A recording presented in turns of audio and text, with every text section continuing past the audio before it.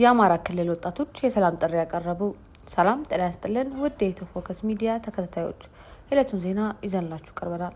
ቻናላችንን ላይክ፣ ሼር፣ ሰብስክራይብ በማድረግ ቤተሰብ ይሁኑ። ወደ ዝርዝር ዜናችን እናልፋለን። በአማራ ክልል የሚኖሩ ወጣቶች አዲስ ተመራጩ የመንግስት አስተዳደር ከየትኛውም የልማት ስራ በላይ የክልሉን ሰላም ከዚህ በፊት ወደ ነበረበት የመመለስ ቀዳሚ ኃላፊነት እንዳለበት ገለጹ። ወጣቶቹ ድምጻቸውን የሰጡት ጦርነት እንዲቆም፣ የደም መፋሰስ እንዲያከትም መሆኑን በመግለጽ አዲሱ መንግስት ይህንን አደራ ሊወጣ ይገባል ሲሉ የሰላም ጥሪ አቅርበዋል። በግጭት ምክንያት ከትውልድ ቀዬው የተፈናቀለው የሰቆጣ ከተማ ነዋሪ ሆነው ወጣትም ጦርነት በብዙ መልኩ ከፍተኛ ዋጋ እንዳስከፍላቸው በመግለጽ የሚመረጠው መንግስት ከየትኛውም አጀንዳ በላይ ትኩረቱ ሰላም ላይ መሆን አለበት ሲል ጥሪ አቅርበዋል። ጦርነትን አየነው አይደል?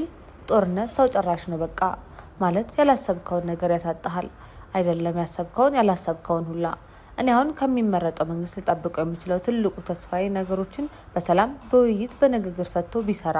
አይ ድርድርና ሰላም የማይመቻቸው ኃይሎች ካሉ ደግሞ ነገ ዛሬ ሳይባል የሚወሰደው ነገር ተወስዶ ህዝቡን ወደ ነበረበት መመለስ፣ በየትም ይሁን በየትም ያለ ተፈናቃይ ወደ ቤቱ ወደ ቀየው ወደ ቤቱ መግባት አለበት ብዬ አምናለሁ። የደብረ ታቦር ከተማ ነዋሪው ወጣት አማኑኤል አስማረም መንግስት ከህዝቡ ጋር በቅርበት በመወያየት በክልሉ ላሉ ግጭቶች ዘላቂ መቋጫ ማበጀት ይኖርበታል ይላል። አሁን የሚመረጠው መንግስት በማንኛውም መልኩ ሰላም ቢመጣ ህዝቡን ያማከለ አስተያየት በየደረጃው ውይይቶችና መድረኮች ያስፈልጋሉ። መንግስት ከተመረጠ በኋላና መንግስት ሀገረ መንግስቱም ሆነ ብሔረ መንግስቱ ከተመሰረተ በኋላ በየደረጃው ህዝቡን አግኝቶ የህዝቡን አጠቃላይ ስሜት ተረድቶ ከዚያ በኋላ ሰላም የሚገባውንም በሰላም የማይገባውንም በህግ የበላይነት እንዲከበር በማድረግ ስራ ቢሰራ በጣም መልካም ነው።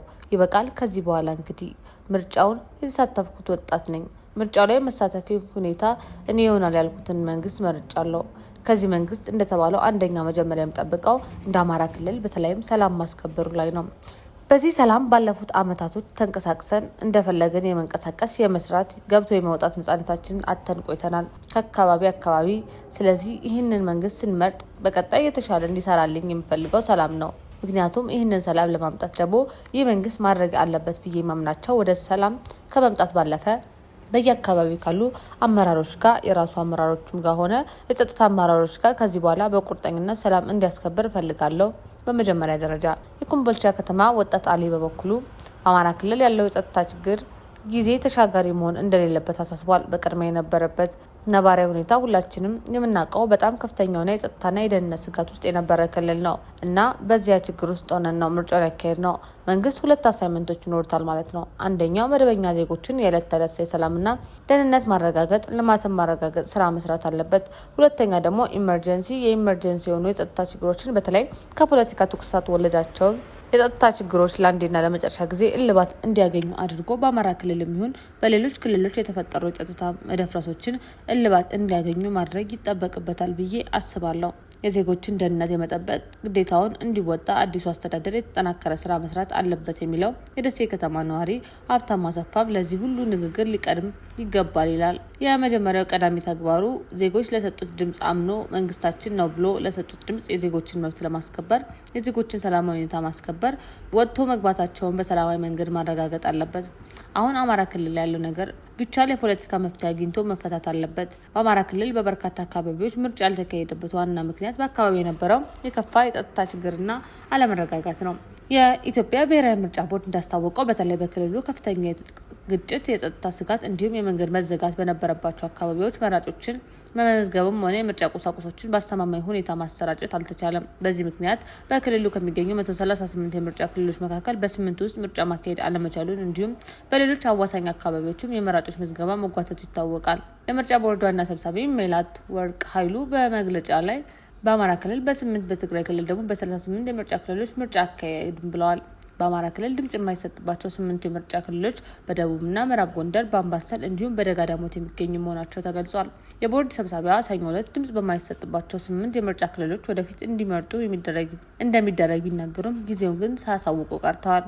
አክለውም 6 ፓርቲዎች ከሰባተኛው ሀገራዊ ምርጫ ከውድድር ውጭ መሆናቸውና 42 ፓርቲዎች የመራጮችን ድምጽ ለማግኘት እንደሚፎካከሩ ተናግረዋል። በአማራ ክልል ለዓመታት የቀጠለው የትጥቅ ግጭት በወጣቶች ላይ ከፍተኛ ማህበራዊና ኢኮኖሚያዊ ጫና አሳድሯል። በተለይም በክልሉ በስፋት የተከሰተው የትምህርት መስተጓጎል፣ የእቃዎች ስደት፣ የንብረት ውድመትና ሰብአዊ ቀውስ በወጣቶች የወደፊት እጣ ፈንታ ላይ ከፍተኛ ተጽዕኖ ፈጥሯል። ጦርነትና ቀውስን ሸሽተው በአስራዎቹ የዕድሜ ክልል የሚገኙ ወጣቶች ሳይቀር አደገኛውን የአርብቶ አደርና የበረሃ ጉዞ በመምረጥ ወደ ውጭ ሀገራት ለመሰደድ መገደዳቸው ተመላክቷል። በትጥቅ ግጭቱ ሳቢያ ትምህርት ቤቶች በመዘጋታቸው ለአገልግሎት በመዋላቸውና በቤተሰብ ላይ በሚደርሰው ተጽዕኖ የተነሳ ወጣቶች ከትምህርት ገበታ ውጭ ሆነዋል። በትምህርት ተስፋ በመቁረጥ ወደ ተለያዩ የቀን ስራዎች የተሰማሩ ወጣቶችን በርካታ ናቸው። የክልሉን ሰላም ለማስፈን በተወሰዱ እርምጃዎችና በግጭቱ ሳቢያ በተከሰተው መስተጓጎል ኢንቨስትመንትና አምራች ኢንዱስትሪዎች በመጎዳታቸው ከፍተኛ የስራ አጥነት ችግር ተፈጥሯል። በግጭቱና ተያያዥ የጸጥታ ችግሮች ሳቢያ በርካታ ወጣቶች ለአካል ጉዳት፣ ለሞትና ከባድ የስነ ልቦና ቀውስ ተዳርገዋል። የባንክ፣ ኢንተርኔት፣ መብራትና የጤና ተቋማት አገልግሎቶች በመቆማቸው ወጣቶች ከዕለት ተዕለት እንቅስቃሴያቸው ታግደው የዕለት ተዕለት ኑሯቸውን በአስጊ ሁኔታ ውስጥ ለመግፋት ተገደዋል። የዕለቱ ዜና ይህን ይመስል ነበር። በሰላም ዋሉ።